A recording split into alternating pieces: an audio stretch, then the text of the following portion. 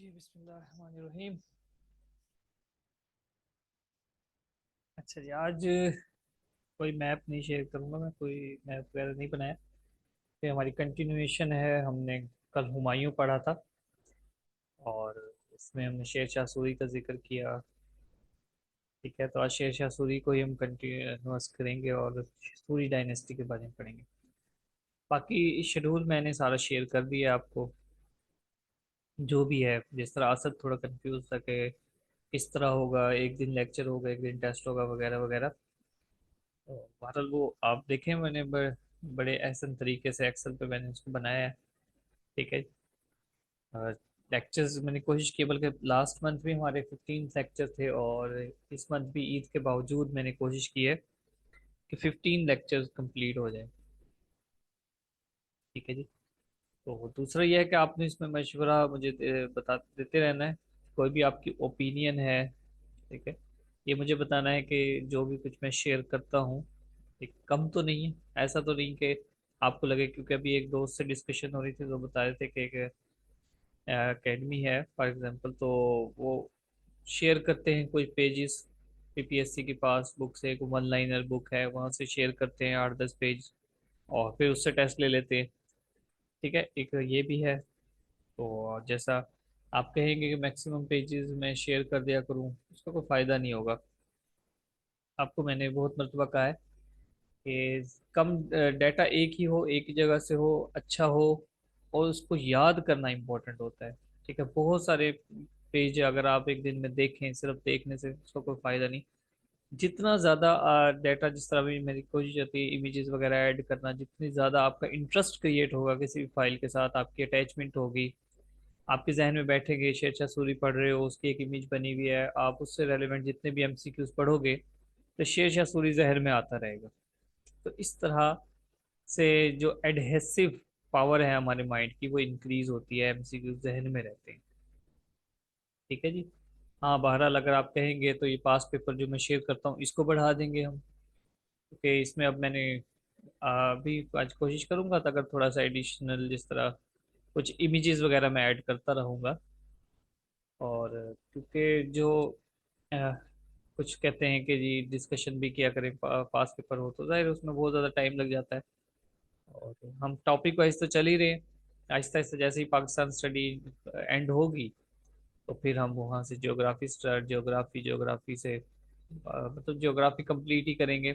उसमें हम प्लेनेट से भी चलेंगे, यूनिवर्स, और यूनिवर्स के बाद पूरी वर्ल्ड की ज्योग्राफी चलेंगे। वो एक लॉन्ग टर्म, बल्कि मतलब कई मंथ्स लग सकते हैं, क्योंकि मेरी कोशिश ये है कि कोई भी टॉपिक जब भी मैं पढ़ाऊँ तो उस टॉपिक में से कोई ऐसा क्वेश्चन मिस ना हो जो पीपीएससी पूछ सकती है।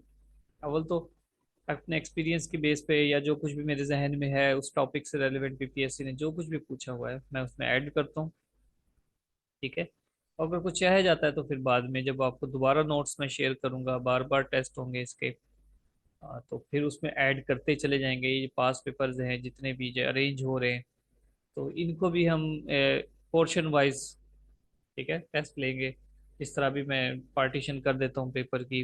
इंग्लिश अलहदा और पाकिस्तान की हिस्ट्रीज अलहदा। तो जब एटलीस्ट 100 पेपर्स हो जाएंगे या 100 से कम 50 हो जाएं, तो उनकी भी हम पार्टीशन कर देंगे और उसमें से एक्सट्रैक्ट भी निकाल लेंगे। जो क्वेश्चन बार बार रिपीट हो रहा है उसको रिमूव कर देंगे, तो इंशाल्लाह फिर हमारे 100 पेपर होने में देर नहीं लगेगी। जैसे ही 40 पेपर से क्रॉस होगा तो उसके बाद ये बहुत आसान हो जाएगा, क्योंकि फिर हर पेपर में हमें मैक्सिमम 40-50 क्वेश्चंस ही करने पड़ेंगे, बाकी सारे रिपीटेड होंगे, हम पढ़ चुके होंगे। तो मेरी कोशिश होगी कि हम उनको रिमूव कर दें, सिर्फ न्यू क्वेश्चंस को देखें, सिर्फ न्यू क्वेश्चंस को, ताकि ज़्यादा से ज़्यादा हम मेमोराइज कर सकें, ज़्यादा से ज़्यादा उन जो पास मटेरियल है उसको रिवाइज करना इम्पोर्टेंट है। ठीक है जी।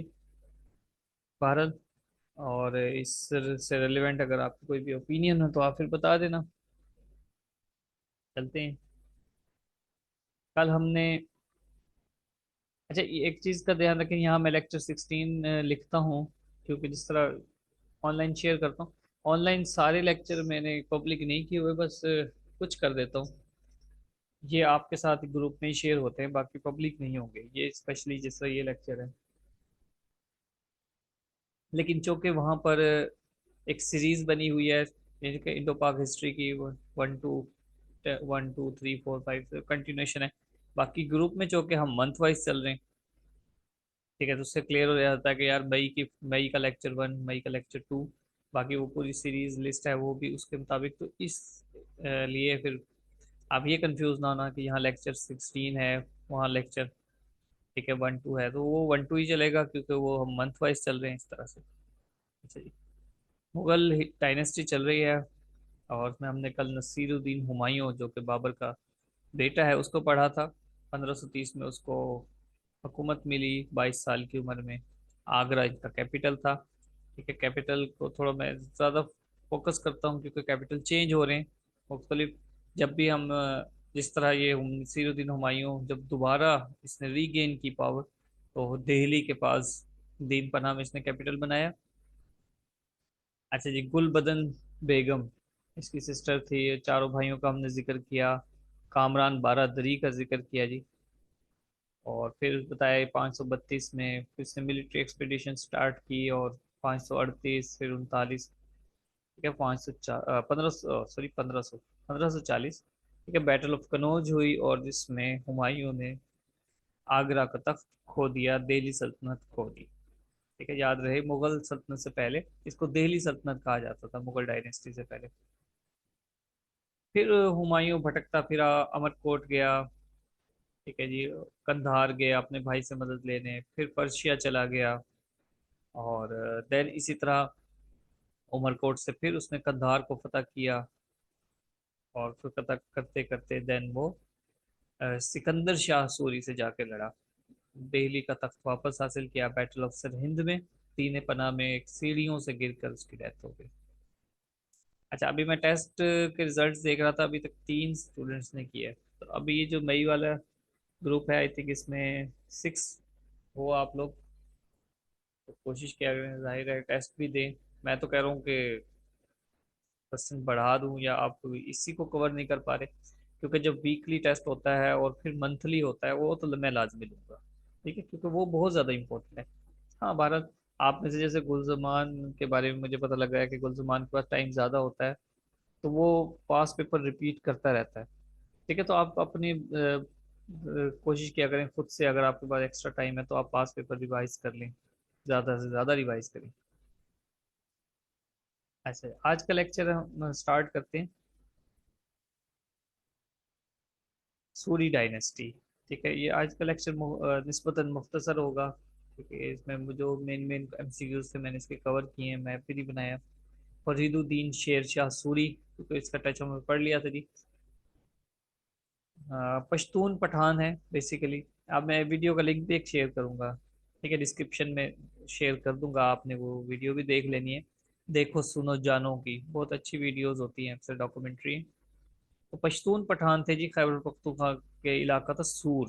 सूर कबीला था, उस कबीले से इनका ताल्लुक है। उसके बाद ये बहरहाल अटैच हुए अपनी बहादुरी के दम पर, इनके जो बाप दादा थे वो सुल्तान के साथ अटैच हुए। फिर लोधी लोधियों ने इनको ज़्यादा सपोर्ट किया, देन ये बंगाल चले गए, वहाँ पर इनके दादा हुकूमत करते रहे। ठीक है, फरीद खान इनका असल नाम था, फरीदुद्दीन। ठीक है जी, और टाइटल था शेर शाह सूरी। कहते हैं कि ये किसी के कहने पर शेर से लड़ पड़े थे, शेर से जंग की इन्होंने, तो उसी वजह से इनको शेर शाह कहा जाता है। 1540 में इन्होंने आगरा के तख्त पे कब्जा कर लिया, बैटल ऑफ कनौज हमने पढ़ी थी, और कैपिटल दिल्ली को बना दिया। इनके मशहूर मशहूर काम क्या है जी, इन्होंने जर्नैली रोड बनाया। जर्नैली रोड मतलब जिसको हम आजकल जीटी, अंग्रेज के दौर में जीटी रोड कहते थे, इंग्लिश में जीटी रोड कहते हैं, ग्रैंड ट्रंक रोड। और पाकिस्तान में ये N5 है। N5 आप मुल्तान में भी N5 देखते हो, बल्कि हमारे लोधरा भावलपुरी बहुत बड़ा N5 होता है। लेकिन ये जो जीटी रोड है, ये देखें आप, बंगाल से ढाका से चल रहा है, और मूव करते करते दिल्ली, दिल्ली से फिर लाहौर, लाहौर इस्लामाबाद, इस्लामाबाद से काबुल। यानी कि आज के दौर में ये 3 या 4 कंट्रीज को कनेक्ट करता है। 25,000 किलोमीटर का ये बहुत रोड है। आपको याद होगा शौकत दी ग्रेट जब मैंने पढ़ाया था तो उसने ये रोड बनवाए थे, लेकिन शेर शाह सूरी ने इसको एक्सटेंड किया, ठीक है जी, और रिपेयर किया। ये शेर शाह सूरी का काम था। जीटी रोड आपने याद रखना, 25,000 किलोमीटर बनाया किसने? शेरशाह सूरी ने। इसके अलावा उस रोड के साथ इसने इंस बनवाई। इंस कहते हैं सराय को, सराय मतलब रिहाइश गाह, रेस्ट हाउसेस, ठीक है जी। और वहाँ पर रोड भी, रोड के साथ साथ दरख्त लगवाए। ये एक रेस्ट हाउस मैंने ऐसे ढूंढ के कहीं से ऐड कर दिया। रोहतास फोर्ट, दूसरा इसका बड़ा काम है जी, इसने रोहतास का किला बनवाया, किला रोहतास, ठीक है। एक तो ये क्वेश्चन है कि किला रोहतास किसके ऑर्डर पे बना, तो आपने याद रखना शेरशाह सूरी के ऑर्डर पे। इसकी मैनेजमेंट किसने की? ठीक है जी, माली लिहाज से फाइनेंस मिनिस्टर था इसका टोडर मॉल। टोडर मॉल एक हिस्टोरी, हिस्ट्री का एक इम्पोर्टेंट करेक्टर है, बाद में जाके अकबर ने इसको अपने नौ रत्न में भी शामिल कर लिया, ये आपने याद रखना है बात। अच्छा, ये बनवाया क्यों था? क्योंकि जहलम में घक्कर एक कौम रहती थी, ठीक है, घक्कर। तो उसका डिफेंस करने के लिए, जो कि मुगल सल्तनत की सपोर्टर थी, तो उसको डिफेंड करने के लिए इसने बनाया था। इस तरह एक क्वेश्चन है जी पीपीएससी का, ये कौन से दरिया के नजदीक है? वो पूछ लेता है दरिया जहलम, ठीक है। और बाजू का पूछ लेता है दरिया कहान, कहान रिवर के साथ भी है। तो कहान रिवर, रिवर एक छोटा, जिसे हमने इंडस वैली सिविलाइजेशन में पढ़ा था, याद होगा आपको। तो मैंने कहा था कि दो सिविलाइजेशन है, हड़प्पा और मोहनजोदड़ो की, दोनों इनको इंडस कहते हैं। क्यों? क्योंकि जो, हालांकि हड़प्पा जो है वो रिवर रावी के साथ है, फिर भी उसको इंडस वैली सिविलाइजेशन कहते हैं, क्योंकि रिवर रावी इंडस रिवर का ट्रिब्यूटरी है। तो ट्रिब्यूटरी का मतलब ये है कि वो फिर इंडस ही कहलाएगा। इसी तरह जो रिवर कहान है वो ट्रिब्यूटरी है रिवर झेलम का। अच्छा जी, ये है रोहतास फोर्ट।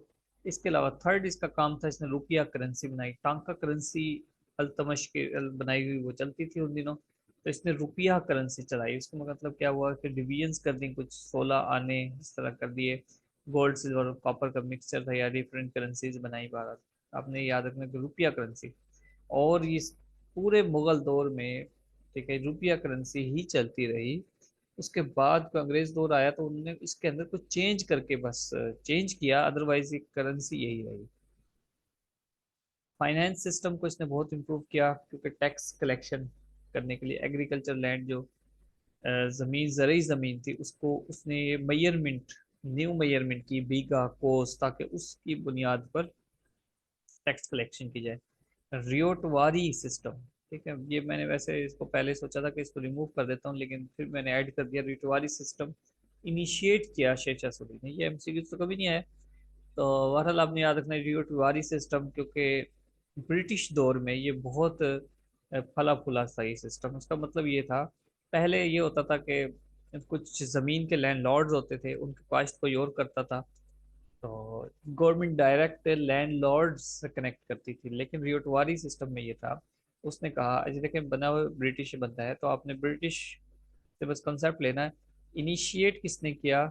शेरशाह सूरी ने। तो ये किसान से डायरेक्ट लेते थे, यानी कि जो बंदा, जिसको हम लोकल जुबान में राग कहते हैं, ठीक है, लैंड लॉर्ड कोई और होता है, जमीन का मालिक कोई और होता है, और उस जमीन से फसल कोई और काश्त कर रहा होता है, तो वो कहते हैं जी जो फसल काश्त कर रहा है उससे डायरेक्ट टैक्स कलेक्ट करो। तो ये था रिटवारी सिस्टम। इसके अलावा इसने पूरे इंडिया को मुख्तलिफ डिवीजन्स में तकसीम कर दिया। 47 डिवीजन्स थी, इसके वाला सब डिवीजन्स भी बनाई, जिनको कहते हैं परगनाज। ये परगनाज, ये भी कभी एमसीक्यूज मेरी नज़र से कोई नहीं नहीं गुजरे, लेकिन एक दो लाइंस थी, तो मैंने कहा ये ऐड कर देने बेहतर है। ठीक है, सरकार और परगनाज, ये याद रखना। और लास्ट है, इसने सैलरीज अपने सोल्जर्स को एबिलिटीज की बेस पे देना शुरू कर दी। यानी कि जो बंदा ज़्यादा अच्छा परफॉर्म करेगा, जिसका नाम होगा, जिसको हेड, जिस तरह आजकल हमारे गवर्नमेंट इदारों में भी, क्योंकि जिस तरह मैं गवर्नमेंट इदारे में आया हूँ तो मुझे बहुत सारी चीज़ों का पता लगा है। तो मैं, ऐसा होता है कि जो दफ्तर का हेड होगा, तो दफ्तर का हेड अनाउंस करता है हमारे ऑफिस में कि यार ये बंदे बहुत अच्छा काम करते हैं, तो उसको ऑनरेरिया मिलता है, यानी कि जितनी उसकी सैलरी होती है मंथली, उसकी तकरीबन, मतलब बेसिक बेसिक जो जितनी भी सैलरी है, उसको फुल सैलरी इनाम के तौर पे दी जाती है, कि इसके हेड ने इसको कहा है जी ये बहुत अच्छा बंदा है, तो वो दफ्तर के हेड के स्वाबदीदी होता है, वो 2 से 3 बंदों को ऑनरेरिया दिलवाता है। ठीक है, उम्मीद है आपको बात कुछ समझ आई होगी। अच्छा, 1545 में कलिंजर फोर्ट को जी फतह करने गया, यहाँ पर कोई रिवोल्ट हो गया था या कुछ जो भी इशू था, बहरहाल इसमें नहीं हम पढ़ते। कलिंजर फोर्ट को ये फतह करने गया था, और जो कि सेंट्रल इंडिया में है। वहाँ पे क्या हुआ कि ये अपने साथ बहुत से बॉम्ब वगैरह ले गया। तो अब अब ये यहाँ पर बम बारूद देखें आप, कितना मजबूत किला है। तो बम मार रहे थे यहाँ पर, और इसके साथ बारूद का एक टैंक पड़ा था, बहुत सारे बारूद उसके अंदर बॉम्ब इकट्ठे हुए थे। तो अनफॉर्चुनेटली ऐसा हुआ कि इसने एक बॉम्ब यहाँ पर मारा। इस तरह इस किले की दीवार से क्रॉस करना चाहिए था, लेकिन यहाँ से टकरा कर, ठीक है, वो बॉम्ब वापस आया, और बैड लक ये हुई कि वो उस बारूद के टैंक में जाके बॉम्ब गिर गया, जो कि इसके बिल्कुल साथ पड़ा था। तो इससे एक बड़ा एक्सप्लोजन हुआ वहां पर, जिसमें जिसकी सद में शेरशाह सूरी आ गया और बुरी तरह जख्मी हुआ, देन उसकी डेथ हो गई। इसको ससराम में दफन किया गया। ससराम इसका इलाका था। ये भी एमसीक्यू है यूपीएससी का, याद रखना कि कहाँ दफन है शेरशाह सूरी। तो उसने बंगाल नहीं पूछा, उसने ससराम पूछ लिया। तो ससराम इनका आबाई गांव था, जहाँ से ये ओरिजिनेट हुए। अच्छा जी, ये इसने मौजूलियम अपना खुद बनवाया था, कुछ बनवाया था, और बाद में इसके बेटे ने इसको कंप्लीट किया। ये भी शाहकार है इसके दौर का। हिस्टोरियंस कहते हैं कि जी शेरशाह सूरी ने 5 साल में जितना काम करवाया, ठीक है, 331 साल में मुगल्स ने, ठीक है, इतना काम नहीं करवाया। तो उसके 5 साल का काम मुगल्स के 331 साल से ज्यादा है। तो सूरी डायनेस्टी 15 साल रही, ठीक है, जिसमें 5 साल शेरशाह सूरी रहा। उसके बाद उसका बेटा इस्लाम शाह सूरी आ गया, और सिकंदर शाह सूरी। सिकंदर शाह सूरी को याद रखना थोड़ा ज़रूरी है, क्योंकि हुमायूं ने इससे जंग की थी। इसको बैटल ऑफ सरहिंद कहते हैं। अब ये नहीं कहा जा सकता कि तीसरा था, बहरहाल ये लास्ट था सिकंदर शाह सूरी। 1955 में बैटल ऑफ सरहिंद हुई, और जिसमें हुमायूं ने अपने तख्त को रीगेन कर लिया। बस आज का लेक्चर हमारा यही था, यहीं तक था, और इसको आपने अच्छी तरह याद रखना है। ठीक है, कभी जाहिर है कभी शॉर्ट होगा लेक्चर, कभी कुछ टॉपिक्स की बेस पे ज़्यादा हो जाएगा। इस तरह चलता रहेगा, लेकिन आपने इनको बार बार रिवाइज करना है, अच्छी तरह याद करना है। ओके जी, अल्लाह हाफिज़।